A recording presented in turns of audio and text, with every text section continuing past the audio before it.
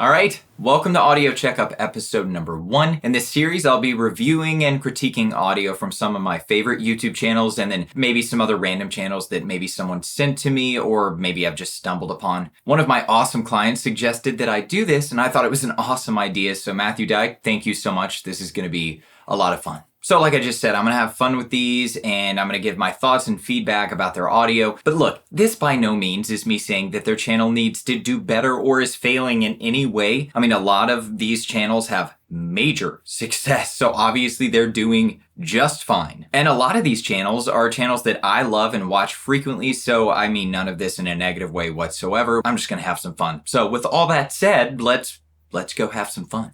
Okay, I couldn't think of a better way to start this series. Today, we will be giving Rick Beato an audio checkup. Now, if you don't know, and shame on you if you don't, Rick Beato is an absolute beast in the music industry in so many different ways. And sometimes I talk about ear training here on my channel and how important it is. And let me just say, if you want to see an absolute master in action when it comes to trained ears and ear training, Rick Beato is your guy. He blows me away every time I watch one of his videos. He also has some courses that I personally own that teaches these amazing concepts, link in the description below. Also, he's based out of Atlanta and so am I. So that's pretty cool. Anyway, I could just go on and on about how much I love this guy and I love his channel and his work and everything that he does. But just to give some stats, at the time of recording this video, he has just a little over 4 million subscribers and his most watched video has 19 million views. So I think he's doing okay.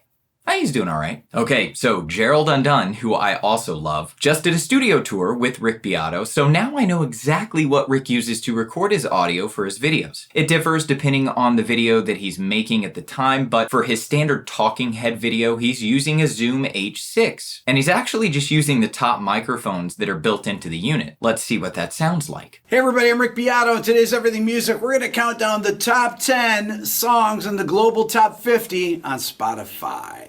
Now that's actually what I've been using so far in this video. The only difference is I'm using the top mics on my Zoom H4n rather than the Zoom H6 like he's using. So his room is pretty well treated because in Gerald's video, Rick talks about his room treatment and a lot of the walls in there are literally just built-in panels. Pretty amazing. The main thing that Rick is fighting here is the fact that the microphone is so far away from him. Whenever he puts on a lav mic, you can immediately hear the audio go from roomy or lively to really dead sounding. And that's simply due to the fact that the lav mic is much closer to the source that he's recording, his voice, than the Zoom H6 top mics are. Hey everybody, I'm Rick Beato, and today's Everything Music. We're going to count down the top 10 songs in the global top 50 on Spotify. So I have met John only on video. You were one of my first interviews I ever did on my channel 6 years ago. The room being treated obviously helps a lot, but even in a really well-treated room, if the mic is super far away from the source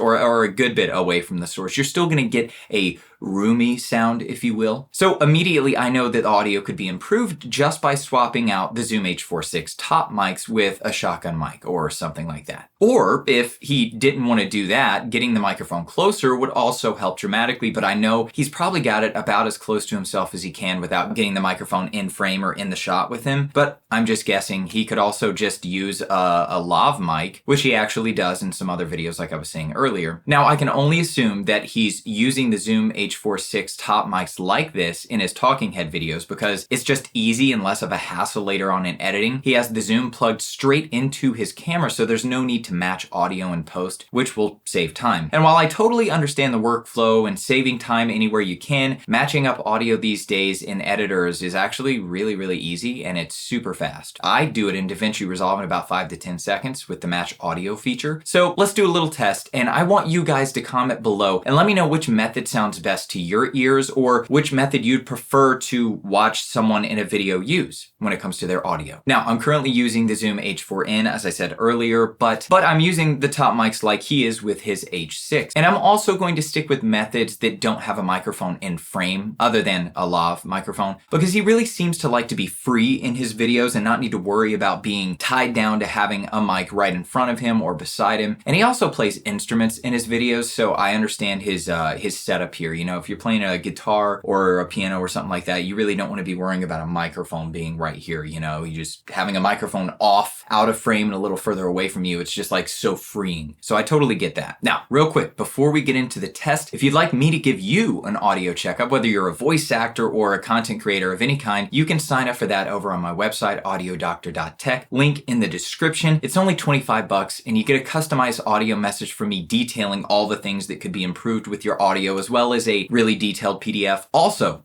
detailing things that could be improved with your audio. You know, that is, unless you sound great. And in that case, I'll just say, you sound great. Anyway, if you'd like to sign up for that, link in the description. All right. Here we go. All right, so this is the Rick Beato episode number 1 audio checkup. I've got the Zoom H4n top mics going. I moved it closer to me to see how much that changes the audio. It may not be that big of a deal, honestly. It may not change it hardly at all.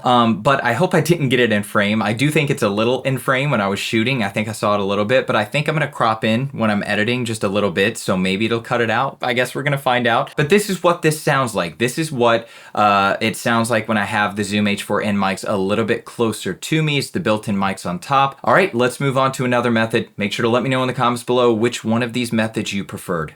Moving on. All right, so this is the Rick Beato audio checkup episode number 1. I have now moved on to the Audio-Technica AT875R shotgun microphone. You've heard me talk about this microphone so many times on my channel. It punches well above its weight. It's super affordable. I want to say it's like $250 or $270. I think it might even be cheaper than that. I can't remember off the top of my head, but it's an incredibly affordable microphone. It sounds like a 416, which is $1,000. So for a $250 mic, or even maybe cheaper, you know, to sound like $1,000 microphone, pretty amazing. Anyway, this is what that sounds like. Let me know in the comments below which one you prefer. Do you prefer the Audio-Technica? Do you prefer the SE7? Do you prefer the top mics on the Zoom H4n? Let me know in the comments below. Moving on. All right, so this is the Rick Beato audio checkup episode number 1. I have now switched over to the SE7, which is a small diaphragm condenser microphone that SE Electronics was kind enough to send over to me. I am going to review this microphone. I haven't gotten to it yet, but I thought it'd be fun to throw it into this video just so I can get to know it a little better. I really like to get to know the equipment as well as I can before I do a full review. So that's what I'm doing right now with this microphone. Though it is being used in an odd way, I'm going to be using this a little different in my review, but I'll be using it to do a couple of other extra things, I think, that I haven't done yet that my channel is going to evolve slowly into. Small diaphragm condenser microphone like the SE7, it's used mainly to like mic up instruments. You can mic up a choir with it. You can use it to mic up drums for like overheads or even other, tom snares, things like that. You can use it to even mic up your cabinet for guitar. I mean, so many other things in the music, business in the industry and recording. But anyway, I just wanted to throw it in here. I don't know how it's going to differ from the others. I'm really, really curious to see how it differs from the Audio-Technica and from just the Zoom H4n mics. But anyway, let me know in the comments below which one of these microphones you prefer and why. Moving on. All right, which one of those do you prefer? Let me know in the comments below. And also let me know why you preferred one over the other.